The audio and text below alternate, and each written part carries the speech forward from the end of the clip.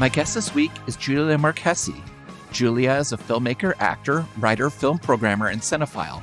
After studying film and drama at UCI, she moved to LA, where she performed in several plays and films, including Delta Delta Die by Full Moon, Deathcember, and Joe Dante's Burying the X. Julia programmed films and hosted dozens of Q&As at the New Beverly Cinema, and in 2016 released her first film, Out of Print, a documentary about the importance of revival cinema and 35mm to culture. The film is played all over the world, and there's a 35mm print of the film that is now housed at the Academy Film Archives. She recently adapted Stephen King's short film, I Know What You Need, into a film, which was shot on location at the University of Maine. And it is my great pleasure to welcome to Revolutions Per Movie, Julia Marchese. Hi, Julia. Howdy. How goes it? It goes all right. I'm very excited because you picked one of my favorite films of all time, Beyond the Valley of the Dolls, 1970, X-rated 20th century. Favorites. Yes. Yes. Sorry. Sorry, don't mean to talk over you, please. No, I just, before we get to it though, you made an amazing film, Out of Print, about the revival houses and the need for them. And one of my biggest revival house moments was actually seeing Russ Meyer in person do a screening of Faster Pussycat Kill Kill, followed by Super Vixen. And during right at the end of the credits of Faster Pussycat Kill Kill, myself and my friend were like, we gotta get his autograph. He's here. So we ran downstairs, and the only thing we could find was popcorn napkins. Amazing. And I had Russ Meyer sign this, and he's like, yeah, kid. Okay, yeah, sure. Yeah. And he just, and here it is on little piece of paper. Cool. But what are some of your pivotal rep house moments? Oh my goodness. I mean, I worked at the New Beverly for 8 years, so right. I have, and we showed Beyond the Valley Dolls. Edgar Wright showed it as part of his programming choices because he's also a big Russ Meyer fan, and why would you not be? Let's be honest, because such joy. And I feel like this is probably, I think this and Faster Pussycat are probably the most accessible of his works. Like if I wanted to show it to people who like, Super Vixens is my favorite, but Super Vixens has got some hard fucking shit in there, where I'm like, the audience turned on Russ Meyer during the night. Like they were all in and laughing during Faster Pussycat Kill Kill, but by the end of Super Vixens, about half of the audience was like hissing and booing. It was sure. I mean, it depends on like what it's. He's not afraid to go pushing hard in directions that you don't expect him to go in, and I like that about him. So you have the framework of the Buxom Ladies, but what will the Buxom Ladies be doing this time? We never know. Right. Exactly. But like, is there something that you never thought you could get to screen? That I had so many of those moments. It's very hard to pinpoint. It's really because I got to meet so many of my heroes and get to watch movies with them. I remember we were doing, this is again an Edgar Wright choice. He did a Phantom of the Paradise and Bugsy Malone, and Paul Williams was there, and I got to be up in the booth watching the end of Bugsy Malone with Paul Williams, and he was singing along up there, and I was like, oh, heart touch. Like, how do you get past that? That's like the most delightful thing you'll ever see. That's so cool. But we have, we had so many guests. I got to interview so many amazing people. It's like, and I think that that's what's nice about, because the New Beverly is not like what it is in Out of Print anymore. It's a totally different thing. Right. But I think having that movie take place in that very specific time frame gives you a look back into what revival cinema culture was in, the 2010s. When I had the video store, you had to buy these films direct from Russ Meyer. So I would call this phone number on this VHS here in Hollywood. Can you see mine behind there? Yeah. There's all mine right there. Totally. And you just would get someone on the phone. You never knew it was going to be like. I assumed sometimes it was going to be Eve, but I think she was out of the picture by then. But like always secretly hoping you might get Russ on it. Just call in the number. That's amazing. Yeah, they weren't cheap, but it was so cool to be like, they're completely independent. And there was so little of that back then. But I loved it. And well, you can't, Out of Frame is my Super Vixen's keychain, which is on my keys every day, and the Super Vixen poster in my kitchen. So they're there. I just want to say, and I have a Faster Pussycat lunchbox above my head as well. Wow. Who made that? I don't know. Let's see if you can see it. Yeah, you can see it. I can see it. Yeah, you can't undo the between Pac-Man and E.T. like it exactly. So what was your introduction to Russ Meyer then? It was Faster Pussycat, and I saw it in college with my best friend Marion. We used to go to the college library and watch movies because they had a huge selection, and almost no one did that. And that's the first time we saw it, and me in particular, was very, very blown away. I'd never seen a film like that before, and I was like, yeah, kick ass, ladies. I can get those guys, it was so much fun. And Torres Satan is such a fate, just whirlwind of insanity and Yeah. gorgeousness. And like, I'm like, yeah, I would do what you told me to do too. I think, I don't know. You're wearing the gloves, you got the thing, I'm into it. So that was nice that I got to go very accessibly into it, because I think it's one of those things, if you threw someone in the deep end too quick, they would immediately be like, oh, I don't like that, right? But it's Yes. Faster Pussycat's quite, mellow as compared to some of the later insanity that he has. Beyond the Valley of Dolls was the first film I saw, and I accidentally saw the end of it. My friends were watching it in the living room in a punk rock house I was living in during college. And I walked in and it was the very end where Okay. like they're wrestling Z-Man to the ground and all this stuff is going on. I thought they were watching like the Mod Squad or something. I had no idea. And then there's just all this ultra violence and sexuality. And I was Sure. like, what? And I'd read about Russ Meyer films. There was like publications like in research magazines, and it was Hmm. easier to read about him in a way than to find these films originally. And they were so kind. My roommates just immediately rewound the film and watched it with me. And this is one of the films I've watched the most in my life, because it is one of those films that I never get tired of. It just is over in an instant. It's so fun to turn people on to. The music is amazing. I don't know, but it was a really funny way to get into Russ Meyer, was just in reverse. Well, I mean, I often say that if I could choose the movie universe I would like to live in, it would be Beyond the Valley of the Dolls. That's the number one I would choose. I was like, yep, I want to live there. That's what I want. That's the LA I want. Where's that It is, LA? and it's such an LA film. So funny that all the films that were kind of about rock music at the time were taking place in LA. Obviously, Wild in the Streets and Hmm. Right on the Sunset Strip. And this film, it's just, you can't imagine it anywhere else. But before we get any more into the film, I do want to read this disclaimer. The podcast you're about to hear is not a sequel to Valley of the Dolls. It is wholly original and bears no relation to real persons living or dead. It does, like Valley of the Dolls, deal with the oft-times nightmare world of show business, but in a different time and context. So there we go. Now we can continue.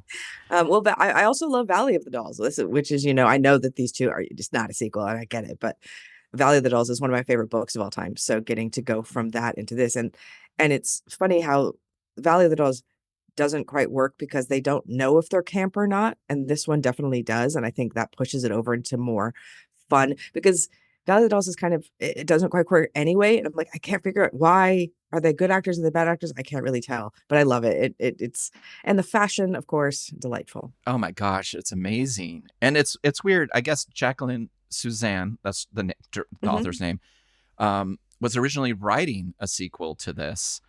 And then it just kind of got dropped. And then when Russ and Roger Ebert wrote, yes, that Roger Ebert, if you're not familiar, the person from At the Movies and Siskel and Ebert, wrote this when he was 28. It was his first screenplay.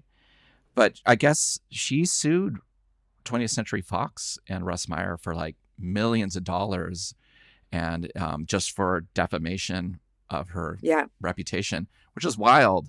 There's a really good book called Dolls, Dolls, Dolls by Stephen Rubello that's about the making of Valley of the Dolls, which Harlan Ellison did a script for that, which I would pay money to see, because I can't imagine the meanness of that script. But they also go into the making of this one. So it was just one of those things, like the studio wanted one thing and Jacques Lozanne wanted another. And they were like, oh, also, can you give it to us like now? And like they were being, that kind of thing. And then they Yeah. took her out of the decision. And I think that's why she was really angry about it, because you just, like, you have this thing, it's not even set in her universe, it's just No, the name, that's all there that's is. all there is. And that's why there's that disclaimer at the beginning. And also, it shows like Roger Ebert's kind of out of touch with counterculture. He kind of knows it a bit. So there's a lot of amazing square dialogue, imagining of what hippie and counterculture and record producers would talk like. And really, it got made because Vixen was a massive success. Like, it was made for under $80,000 and grossed over 8 million in the end. Wow. And 20th Century Fox were like, hey, if we even can give them a little more and we gross that much, which it did. It was, and I guess Russ owned 10% of the film forever, and he made really good money on it. It's kind of amazing to think that a film like this, that kind of was very hands-off. The film had, according to people who worked on it, there were no edits made, no decisions in terms of like, you need to cut this or this is too much. He was kind of left to just make a Russ Meyer film. It's just amazing to think like, wow, would they have had, like, what is it? Like a private screening where they watched it and were like, Russ, I think maybe you tone down this or we need to reshoot that. But there's nothing like that in this film. It feels like it's all in. Which is crazy because reading that book, the studio was so involved in Valley of the Dolls. And then they were just like, okay, Russ, go for it. And just gave him free reign. I'm like, oh, this is what you should have done in the first place to the other director. But also, yeah, always, this is the thing about, the directors I love are the directors that you can look at 30 seconds of a movie and be like, that's a Russ Meyer movie. That's a Wes Anderson movie, like something very specific. And I like that you can tell it's a Russ Meyer movie always. And like, this is what I want. I want a filmmaker's signature on it. That's what makes it personal. Yeah, it's so cool because, on this podcast where a lot of people are discussing music documentaries and these bands, and a lot of them, it's, if you hear 10 seconds of a Minutemen song or even 2 seconds, you're like, oh, that's Mike Watt and D. Boon and George Hurley. It's very, it's the same can be said about film where like you're like, oh, I know exactly what I'm getting into here. The visual language is all here and I feel at home. So did you know that Ebert and Russ Meyer worked on a Sex Pistol movie? Vaguely, yes. And the fact that that didn't come to pass makes me very sad because that sounds like the dream team. Because there is something punk rock about Russ Meyer, right? Totally. So I feel like they go hand in hand. There's an amazing interview with him on the Incredibly Strange Film Show, I think it was called, with a British TV show. And they were interviewing him about it. And Russ was super disappointed because it was the only film that he started that never got finished. And he actually says, Malcolm McLaren set punk back 20 years. He says in this interview, he's well aware. But again, Roger Ebert didn't know anything about the Sex Pistols. Either did Russ Meyer. And, Marion Faithfull was going to play Sid Vicious's mom. And Sid Vicious was living in the sewers. But the script is available online. It's not an easy read because it's just nuts. It's a narrative, right? It is a narrative. So they're doing like Hard Day's Night, but for the Sex Pistols? They're doing more like Beyond the Valley of Dolls, but with the Sex Pistols, because the Sex Pistols love this film. So it's nonsense in terms of like, this is not based in reality. This is not based in punk rock. That's kind of what makes this film so great. There's so many films that try to get, they create fictitious rock bands and they put them in a film and you're like, the music doesn't work. They don't look like they're playing their instruments. I'm checked out. I'm not believing this. It's not resonating. But this film is so fun and the music is so amazing and the performances are so good that it's one of my favorite music narrative films of all time. Agreed. I mean, for me, any movie my two favorite genres are horror and musicals. So both of them give me great joy. And I'll take musicals in any form you'll give them to me. But I think the ones that I really love are the ones that make people go, wow. Like, I love The Apple. And that's the same kind of thing where you just watch it and you're like, what is this? This is what the joy it gives me. The BIM. BIM is the word. Yeah. Hey. BIM's all the way. Yes, I'm really hoping somebody picks The Apple. That's like my daughter's favorite film. She loves that film. She should. Yes. I was on Midnight Mass. I got to talk to Peaches Price and Michael Verratti about it. So that was amazing. Well, as you mentioned, your love of horror films and your knowledge, and you've made horror films. I wanted to ask you if we could look at the cast of characters in this film to introduce it to people who haven't seen it, and also. At the end of the film, Russ Meyer narrates Roger Ebert's script and he kind of does these little taglines on all the characters, these little morality tales about each character.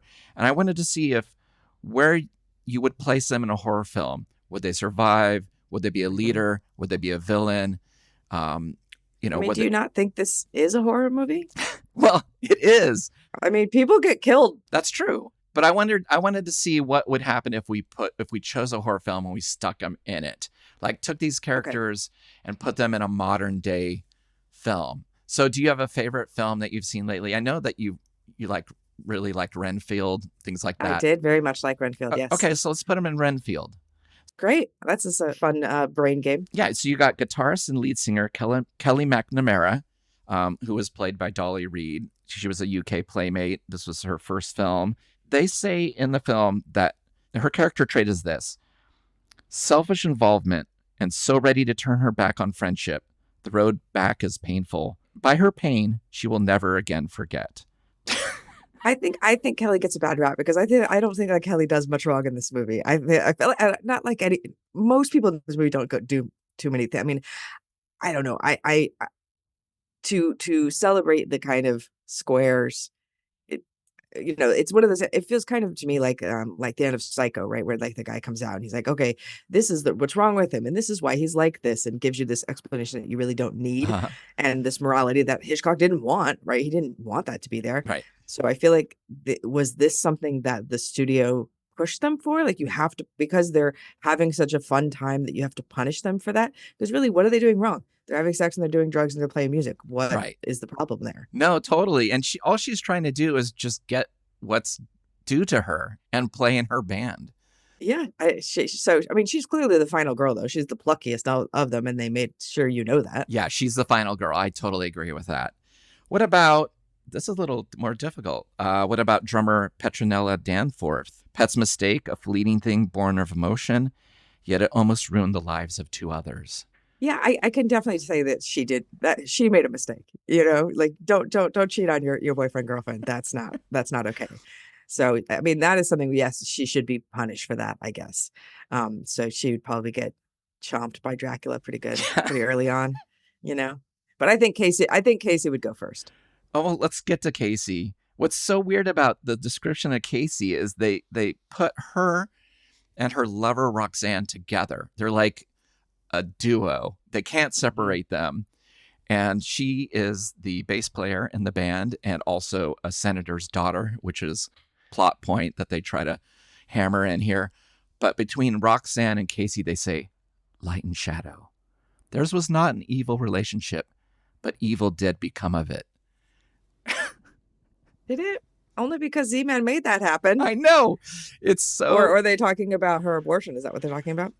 Yeah, I don't know. That really always bummed me out. I'm like, Roxanne deserves her own description, and Casey totally deserves a lot more than just, romped around with Roxanne. It's like Casey gets the short end of the stick in this whole movie. I feel like she has the least lines. She just looks kind of sad and mopey a lot of the time. Like she shouldn't. I feel like Pet and Kelly are really enjoying their fame. Yes. And I feel like Casey feels put upon by it and seems like she'd rather not be there for most of the movie, which is too bad because I think Cynthia Myers is, I could watch her do anything. She's one of the most beautiful women. I mean, all of these women, right? Like Russ Meyer's casting prowess is unlegendary. Yeah, I think she is my favorite person to watch play music in this film. Like watching her play bass and kind of bop around. Yeah, I'm just entranced by her. So I feel like she should. I mean, I feel like everybody should live in this, but I feel like she should definitely be the one that gets off because she's so sweet and she really, it feels like her only downfall is she's an introvert. That's right. Like she just kind of wants to go home, and go to sleep, and it's like, sorry, you have to die in this film, with your forbidden love. What about, this is going to be pretty easy. Record producer and socialite Ronnie Z-Man Barzell forgot that life has many levels, and by choosing to live on only one, lost sight of reality. I feel like he lived on a lot of levels. Yeah. I mean, how many dimensions was he visiting in his daily drug use, right? Like he's living all over the place. I mean, he's the star of the film as far as I'm concerned. Totally. And I I actually, a few months ago, ran into John Lazar at Bob's Big Boy in Burbank, Oh my God. and I was waiting, and my brain is made for recognizing people, and so I saw him, and I actually did a double take, and I went, "Oh my God, are you Z-Man?" And he was like, "Yes." And so we had a very nice conversation. He was very lovely. He still follows me on Facebook. He came over to specifically say goodbye to me when he left. It was like that, I'm sure he was excited to have someone as excited as I was to meet him because I was Right. very excited because this performance is so hard, Yeah. and his lines are so hard, and to have, if you didn't have the right actor to play this, it would not come off like it does. And I think you're supposed to think he's weird, but I just think he's awesome. There's nothing like, if I met that guy in real life, I'd be like, yes, you're my new best friend, I sir. know. Let us hang out. I will come to all your parties. This is the Hollywood party of dreams that I've always wanted to walk into. I'm like, this is it. This is the party. This is happening. It's freaking me out. Yeah. I mean, it's funny. I guess he really disowned the film for a long time. And I've heard interviews with him with the cast where he's been super into it, and other times where he's like, this was garbage. I don't know why you guys are so excited to be here to talk about it. And it kind of bums you out because I mean, I get it. Maybe he felt like he was typecast after this film as just, he's like, I was only cast as a weirdo. But he's so glorious in this and so believable and beautiful and fantastic that it's like, yeah, you could be anything. Yeah, I mean, he's pretty much doing a Shakespearean role right here, right? Yeah. If you weren't paying attention, everybody, like this is what he's giving his Iago performance right here in this movie. Yeah. So one of his lines would be like, they just finished playing a show where he's now renamed their band the Carrie Nation. Oh no, renamed their band the Kelly Affair into the Carrie Nation. And he's backstage telling them how great their performances are. And he's like, "You have reached the unreachable, beat the unbeatable foe. Forsooth, my pliant countess, your melodious voice surpasses the haunted pipes of Circe. You were a thunderstorm, Casey, mistress fair. You strangled a soul has left my ear vibrating." It's just part Shakespeare, part Roger Ebert, just throwing words out. And he delivers it. Everyone delivers lines in this film as if it matters. There's another weird thing that I heard about from an interview that they did was that, and maybe you can tell me if other Russ Meyer films are like this, but in this film, Russ told them not to blink. And you watch these scenes, like the scene with Porter Hall, which is Kelly McNamara's aunt's advisor, financial advisor, where they're talking for the first time about money. And she's just like, her eyes are big, and she's eating food, and no one is blinking in the edit of this film. And it just creates this really weird, unreal energy to it. I like it though. I like that you've noticed it as well. Next time I watch, I'll pay attention. Well, now I can't unsee it. I pointed it out Right. to the person I was watching with last week, and then we were like, oh my God, yeah, they don't blink. Well, it's interesting because that technique is used usually in horror movies to unsettle you because there's something wrong with that person, but you can't quite say what. So it's interesting to put it in a comedy, musical comedy. Yeah. Or drama. I guess it's more of a drama. Well, it seems like Z-Man's got to be what? I mean, he would be Dracula? Yes, and I would love to see John Lazar play Dracula. That would be an incredible world.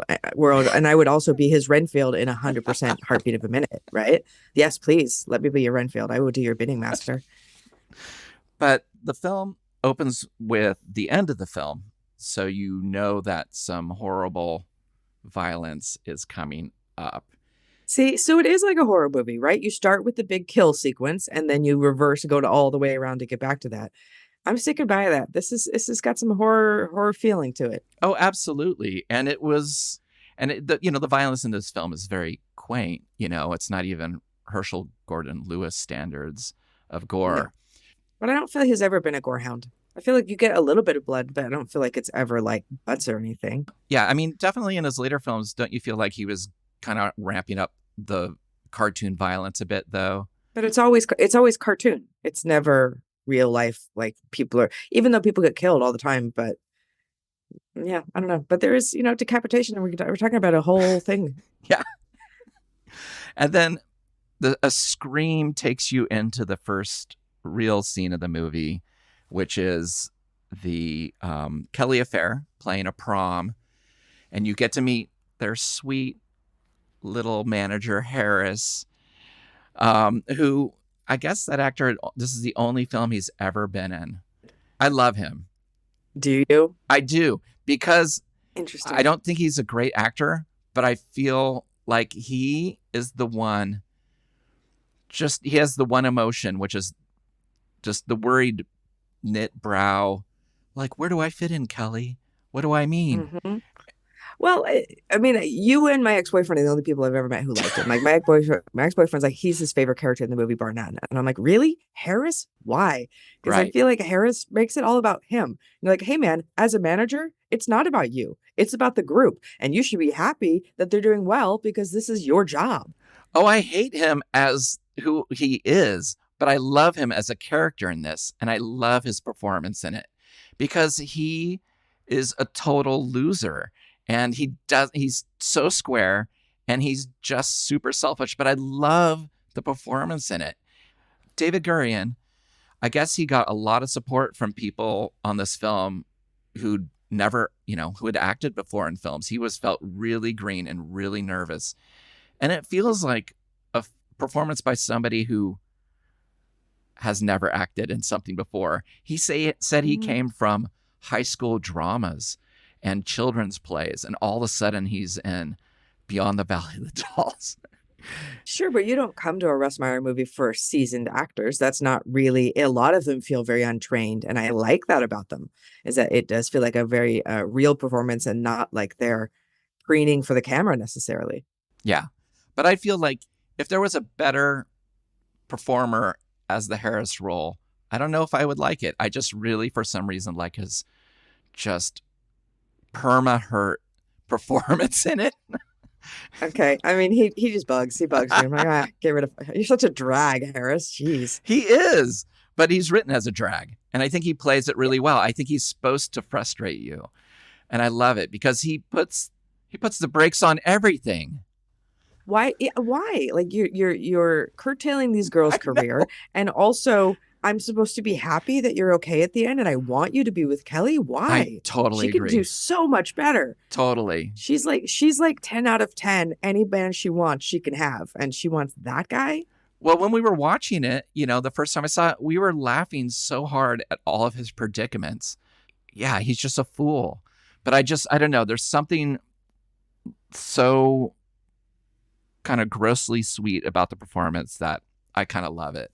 But I totally understand why everyone else is like, gross, get out of here. Yeah. You're a bummer. Because he is. But he's spinning his wheel really fun. He's spinning that light wheel around. They're playing the song. Everyone's dancing. And you get some sense of just how incredible the music is. Do you have a favorite song in this film?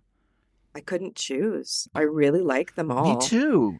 I think that because that's the make or break of a movie musical, right? Is the music memorable? Is it something that you want to listen to when not watching this movie? Right.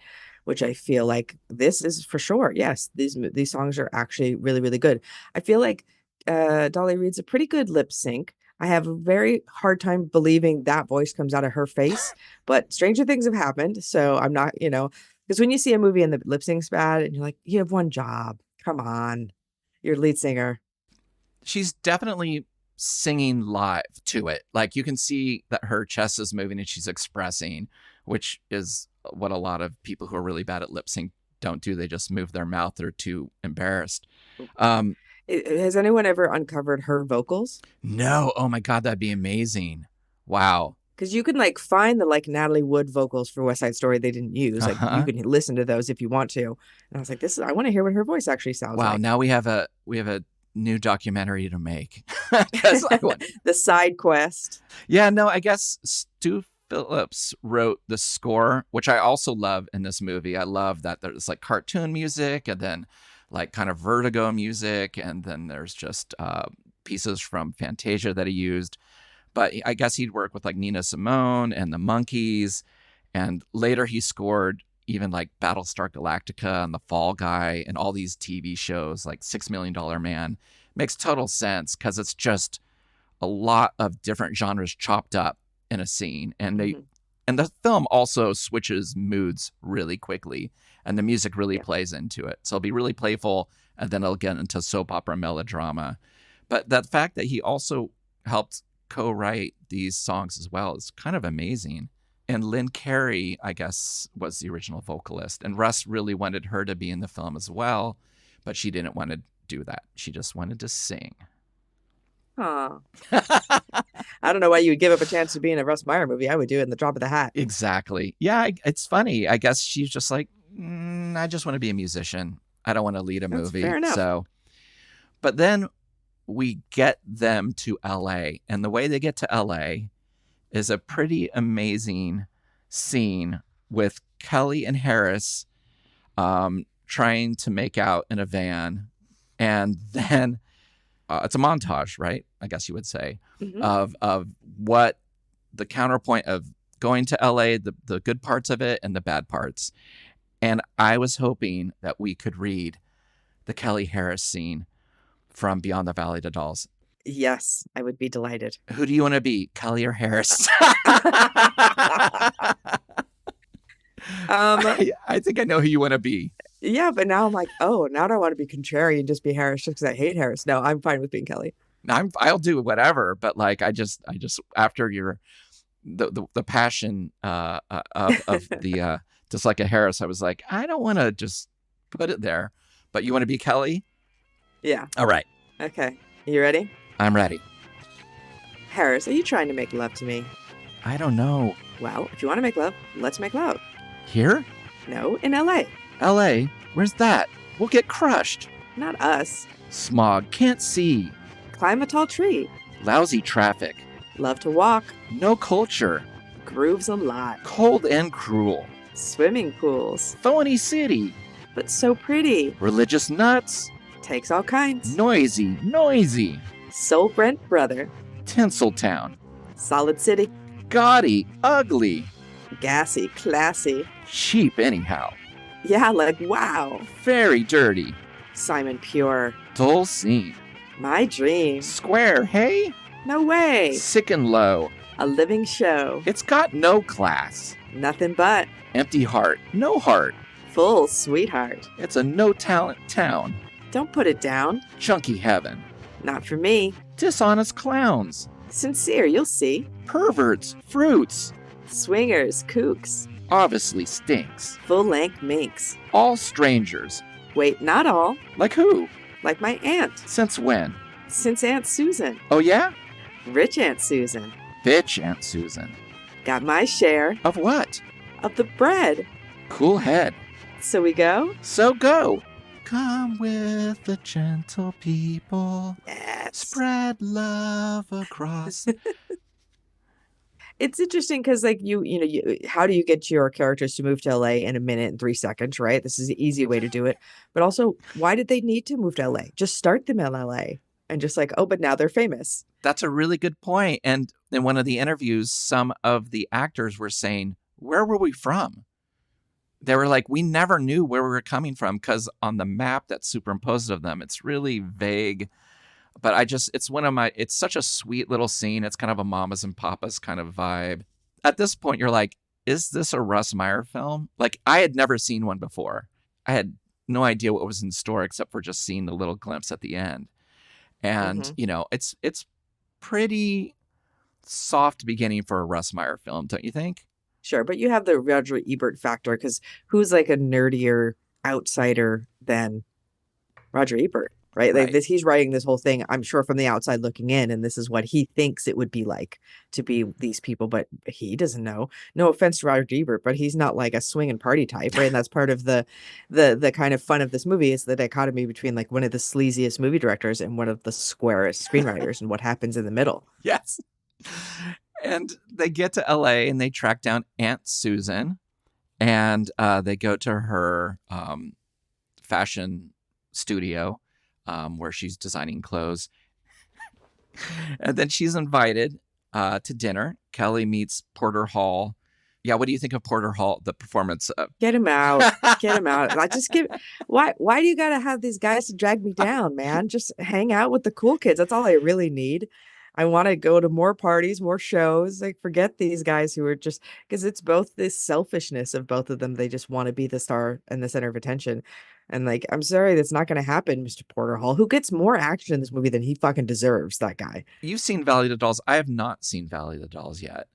Interesting. So is that kind of a hangover from that film in terms of like the roles of men in it? Some of them, but they're that, she does a really good job because you have the three main girls and it's following them through their different relationships throughout the years, and so you get some of that, but you get a much more of a variety of what the characters do. But like this, Jacqueline Suzanne's novel is quite mean, and Okay. the whole thing behind it was it's supposed to be like thinly veiled real people that she knew a lot of dirt on because she was on worked on Broadway in New York. And so you have your Judy Garland character and you have your Marilyn Monroe character, and like so like you follow them, you're like, oh, okay, this is kind of sort of what their life is. So I think having it set in reality a little bit is kind of fun. And just all of her books, and she's written a bunch, are all really mean and kind of dark Right. and like always kind of end badly, which I really like about her because I feel like these books are thought of as kind of fluff. And then you read it, you're like, oh no, not fluff, Right. like really giving it to you, which I think is fun. But this is much so I think this is much more lighthearted than her stuff. And the film Valley of the Dolls, how do you think it did in terms of interpreting the book? Did it kind of pull its punches? No, it went too nice. And I think they're trying to go dark, and I don't know. Like Sharon Tate's, a really I think she's I don't it's one of those things like there's several movies I can think of like this where like there's I can't tell if the performances are good or not. Right. I can't tell because I can't quite tell the tone of the film, and I don't know, are they spectacularly bad or are they actually good? I don't know. Like Patty Duke in particular in that movie, who's a fine actress. I'm like, are you terrible in this movie? I think you're terrible, but I love this movie and it's really campy, so I kind of like it. So I think it was too many cooks in the kitchen kind of thing.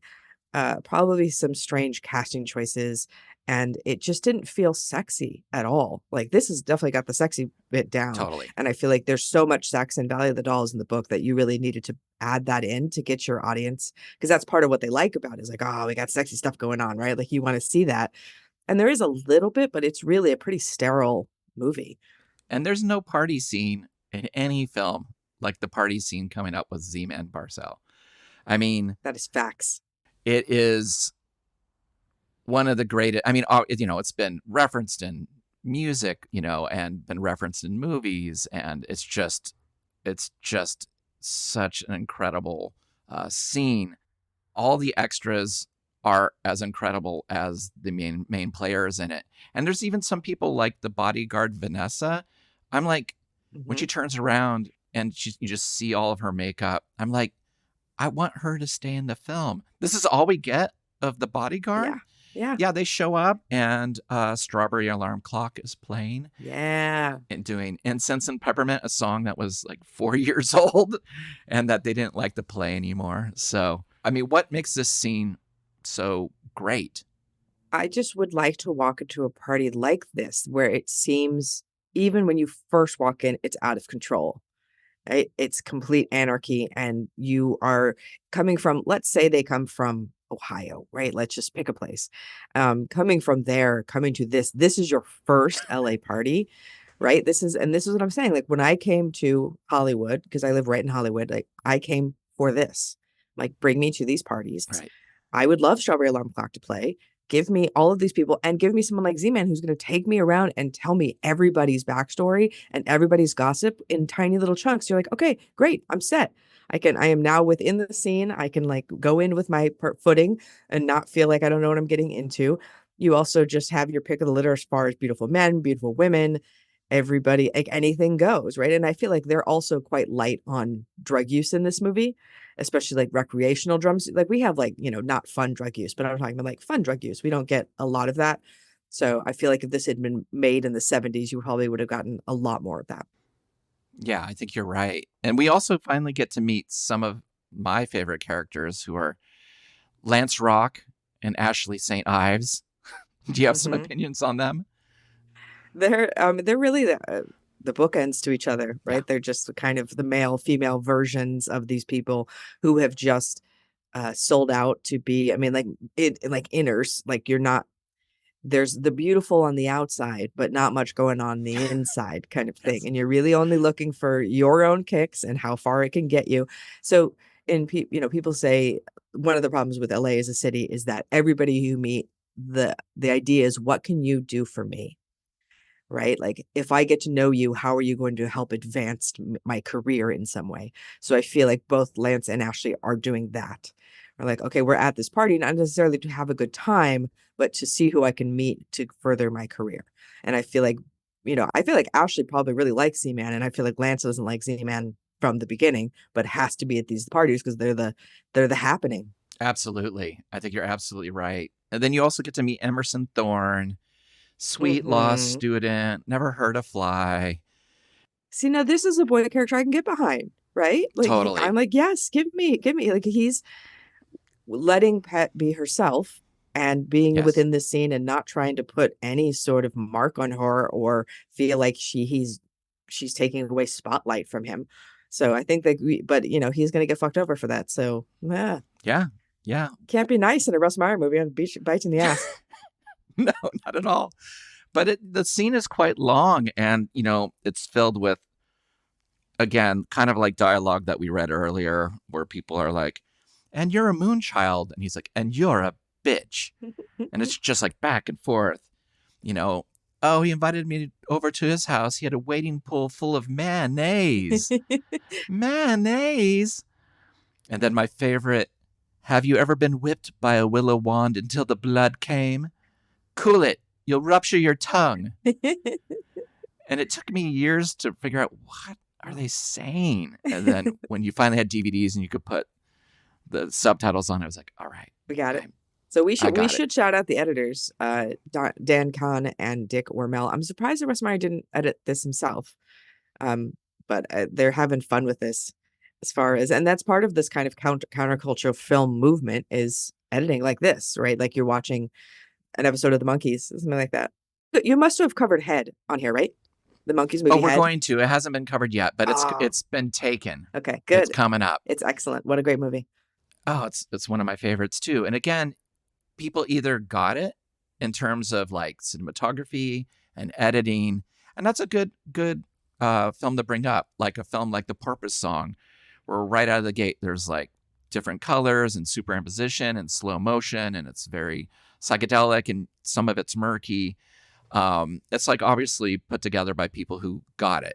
Yeah, well, Jack Nicholson, on a lot of drugs, and you add the monkeys in, and this is what you get. I think it's a really cool movie, and I wish that more people would see it. The film to me just goes and goes and goes, and obviously the third act is melodrama and things slow down a bit, but by then you're kind of ready for it. Mm-hmm. So, and it's great. Z-Man takes Kelly around, shows her everywhere. He has the classic line, this is my happening and it freaks me out. Mm-hmm. Are you disappointed that you still haven't found a party like this in LA? Yes, 100%. Like, the dream is still there. It's still in my head. I'm like, one of these days, I'm gonna walk Yes. into a party and go, yeah, this is the kind of party I want. Well, I hope it's not you sitting next to somebody who's got sandals like Harris. That shot of Ashley St. Ives wearing some sort of chainmail foot thing. I mean, what would you even call that? Is that just a I don't know, something that's hugging every curve as it should. That's all I can say. Yeah. So they have a shot of her foot, and she's got this chain link thing around her ankle down to her middle toe, and then next to her foot is just Harris's ugly foot in a just very gross sandal. And he's talking about how he's a toe freak and he needs it, and that her looks and her delivery in this film are incredible. She looks like she's having a blast. And the fact that Harris is being hit him, but somebody as beautiful as that, and he's still like a sourpuss. I know. Like, what more could you ask for, my friend? You get to travel around with three of the most beautiful girls of all time, and now more beautiful girls are throwing yourself, and he's just sitting like a lump on the couch. Yeah, she goes like, "Get me a deathly dry martini, and he just looks like I don't know, like he just crapped his pants, or he just looks so uncomfortable. He looks horrible. He's just like, oh, okay. Like he's put out constantly in this film. And he doesn't realize he has the sweetest life of all. If he would just I open know. his eyes and look at it. Well, the film after this point is just basically everyone kind of their lives falling apart, and they're getting into pills and they're getting into alcohol. Oh dear. And, the band is fracturing. But is that similar to Valley of the Dolls in terms of like, Yeah, it falls apart. It falls apart spectacularly. That's the kind of the fun of it, is to watch the characters succeed and then watch it all gloriously fall apart. I feel like they don't get enough success in this for me. I feel like it's so brief because we really only get their success in a montage. And then when they play on the TV show, that's really all you get. Like, as far as we don't ever get like a big concert or anything like that. that's true. So it would be nice to see them have a little more fun before it all falls apart. But I feel like, I don't really know what everybody's so unhappy about. Right? You go, okay, well, Pat's happy with her boyfriend until things go wrong. Okay. Right. Casey is only happy because Harris is a fucking dick and attacks her. And then, what exactly is the issue? What has Kelly done wrong? Nothing. So that, I understand it's like they're bad girls, they need to be punished. And like, are they though? They seem like quite, maybe I'm living in Hollywood, and that my vision is skewed, but they seem like perfectly nice people who just like to have a good time to me. The people who need to be punished are Porter Hall and Harris for being so selfish. And I guess they both do kind of get punished.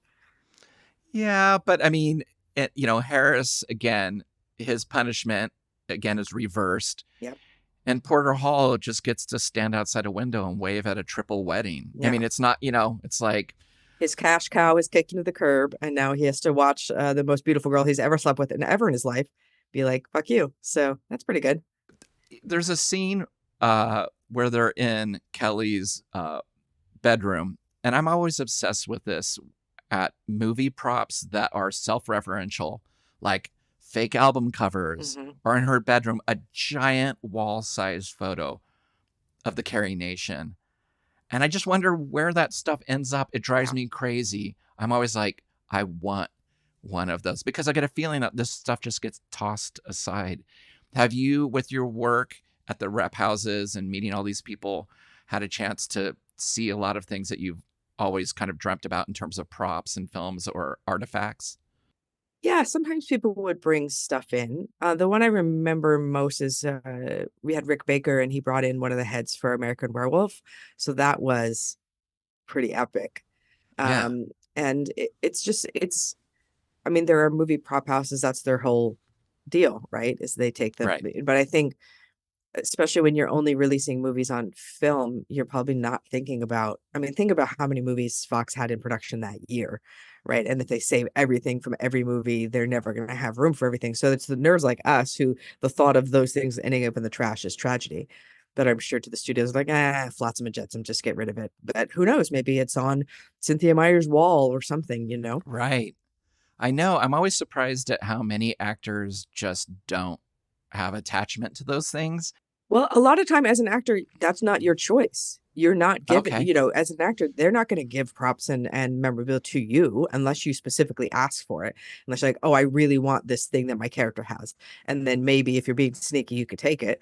But generally, no, it would go back to the director or the producer, whoever made the movie.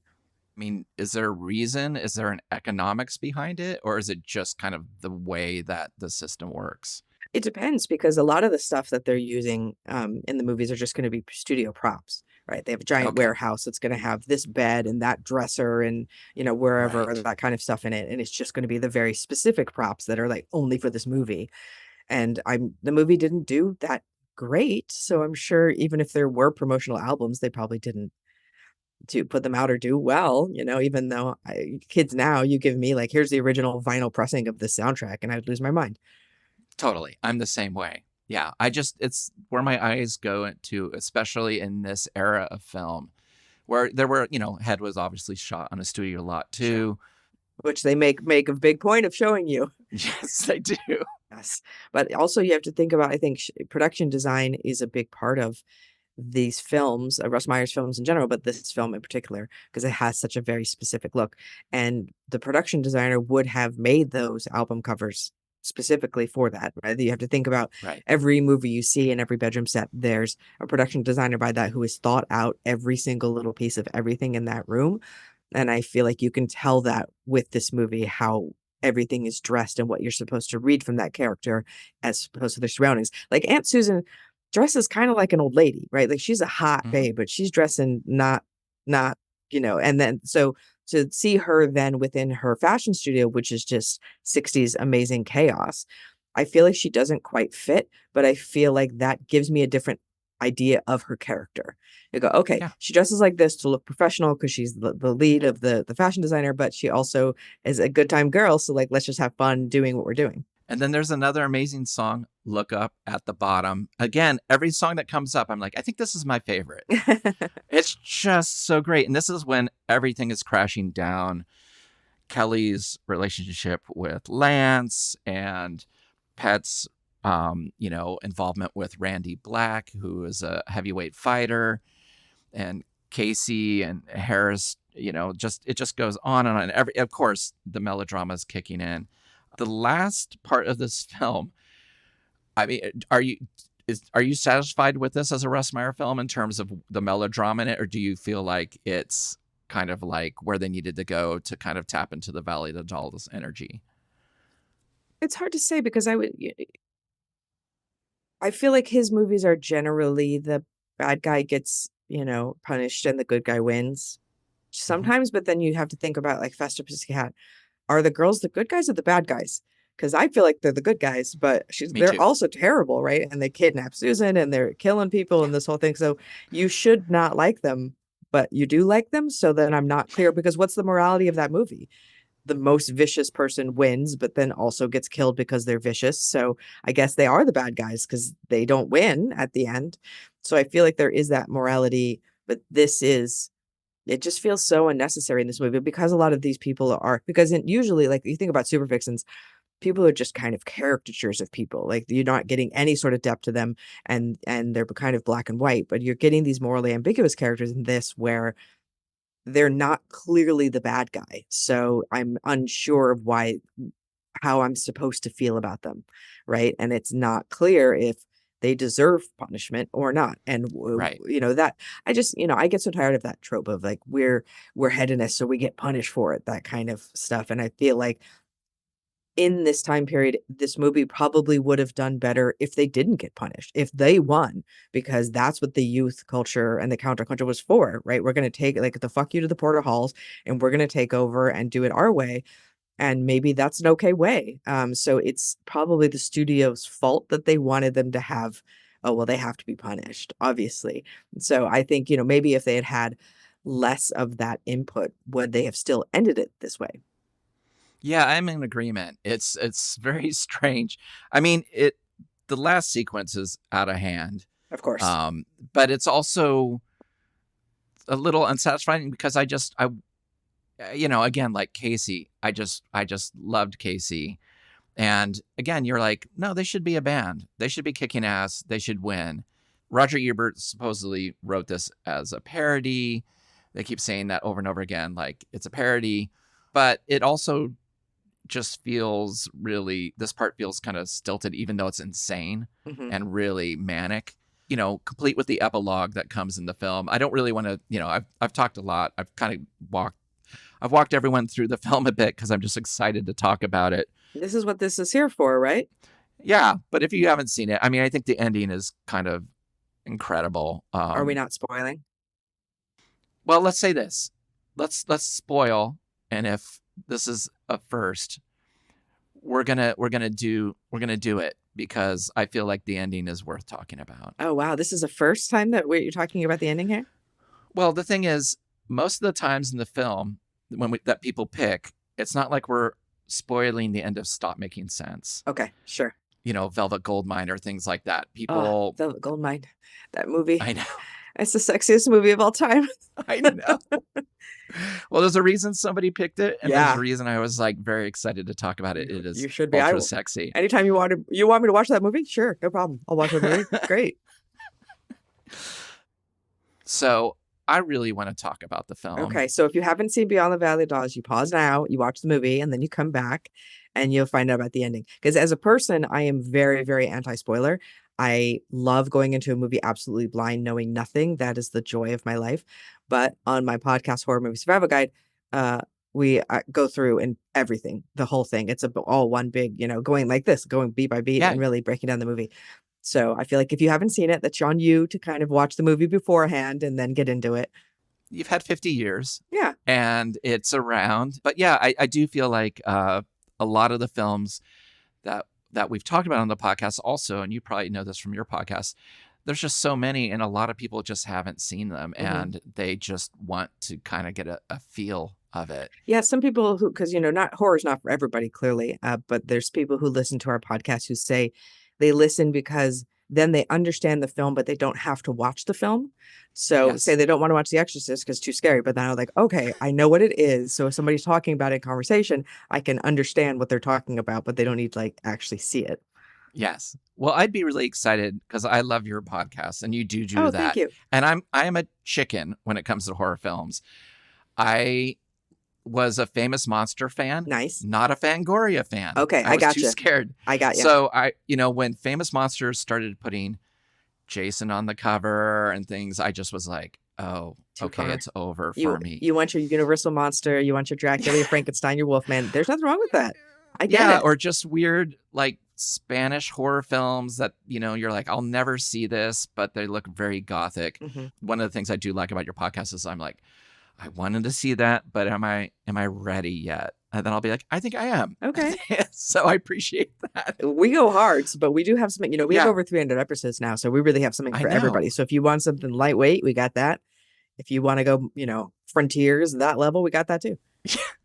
And I will put a link in the show notes to their show. It's amazing. But I feel because of the way you are so good at doing the beats, and especially since this is starting to get to kind of a horror movie level, I would love to hear you talk about the end of this film and what you think of it. Okay. Well, everybody gets their comeuppance, more or less. Harris decides to do a nosedive from the rafters while they're filming a TV show and gets paralyzed from the waist down. Pets, she has a dalliance with the fighter who him and Emerson have a fight, even though Emerson takes her back. So he's a good guy. Casey ends up, Harris sexually assaults her while she's unconscious. And then she ends up having to have an abortion, but she wasn't sure she wants it because it's Harris's baby and he's paralyzed now.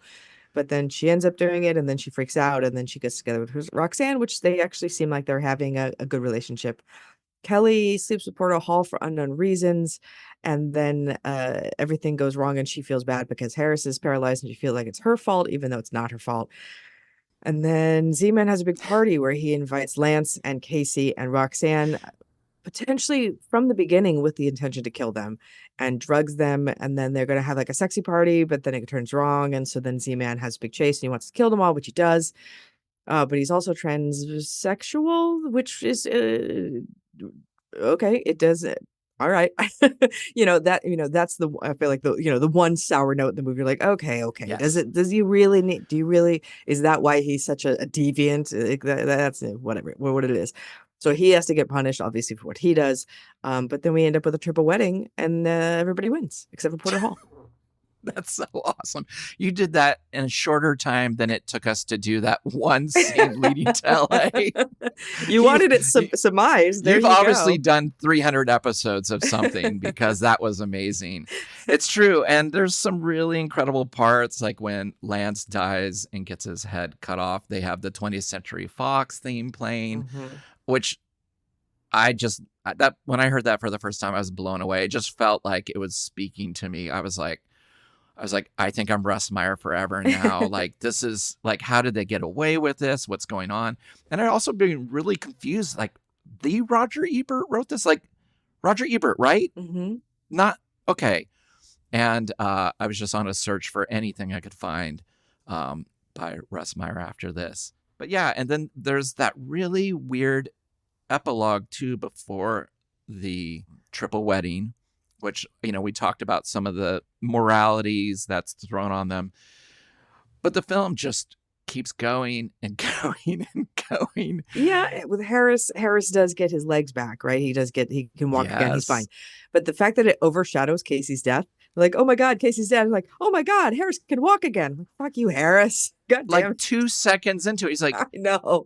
they're like, she's dead. She's dead. And then they're like, Kelly, my leg, I can, and it's just like, oh my God. And then there's a great scene in the epilogue where Kelly drives out to a field, but she is making him walk through some of the most insane terrain for someone on crutches. It's like, come over here, come across this creek on this little wooden slab here.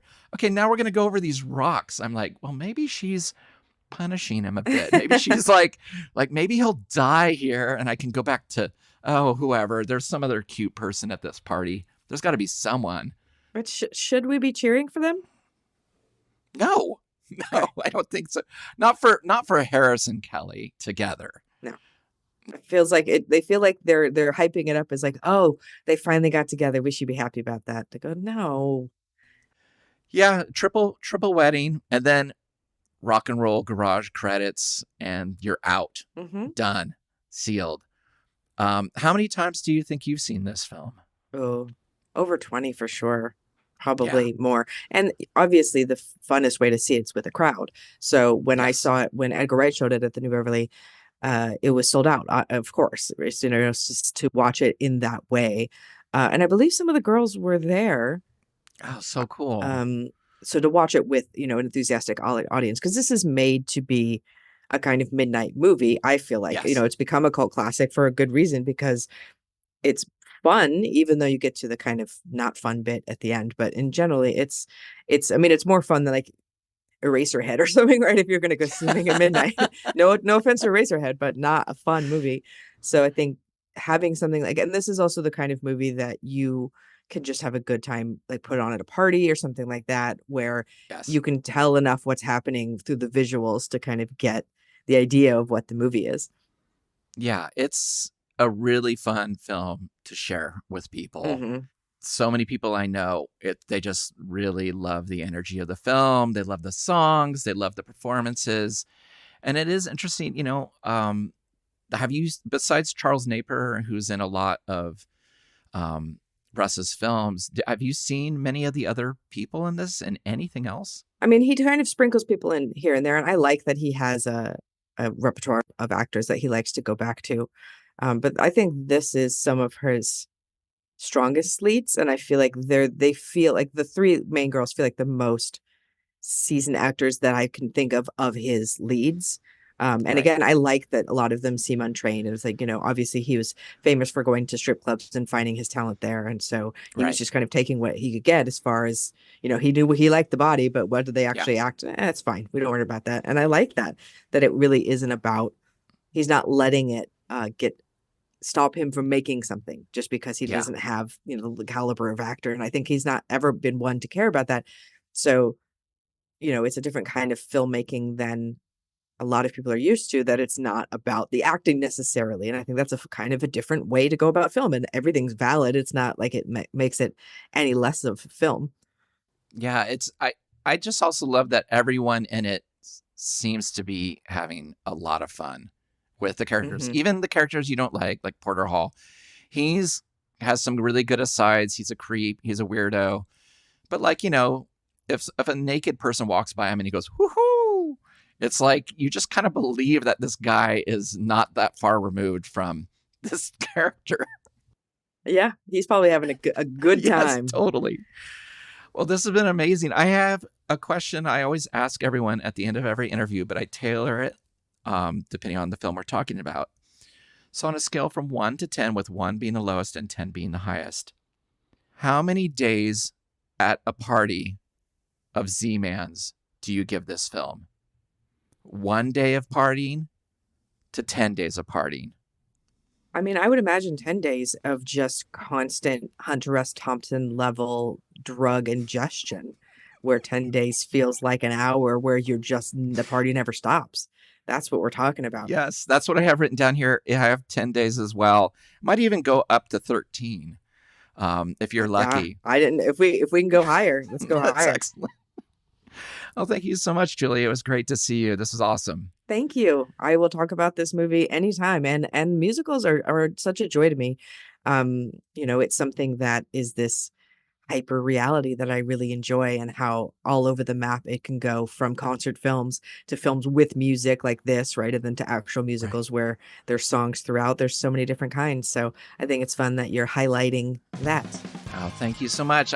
You're the perfect person to pick this, and it's been a total joy to talk about one of my favorite films with somebody who also loves it so much. So thank you so much. You're so welcome. And I'm also on 3 podcasts, if you'd like to check any of them out. Horror Movie Survival Guide. You can learn how to survive horror movies. I also am on the Losers Club podcast, all about Stephen King, and Jodorowsky, which is all about Alejandro Jodorowsky and his films as well. And I'm Julia C. Marchese on all of the things, if you'd like to talk to me. And what a bummer that Dune never got made. I know. With Pink Floyd. I know, but think about all the delightful Jodorowsky we do have, and be thankful for that. In total agreement. I would like to see him. I would like to see him do a musical, Jodorowsky. Oh my God, I guess he never did he? Mm-mm.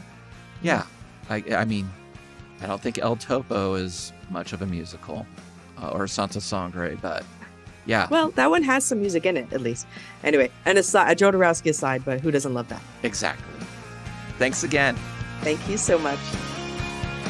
Thank you for listening to Revolutions Per Movie. We release new episodes every Thursday.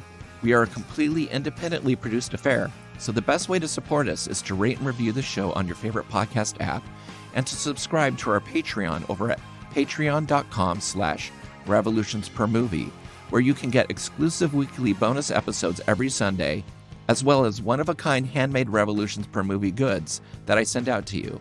You can follow the show on social media at Revolutions Per Movie, and find more information about our various guests in the episode show notes. Thanks again, and we'll see you next week. Bye!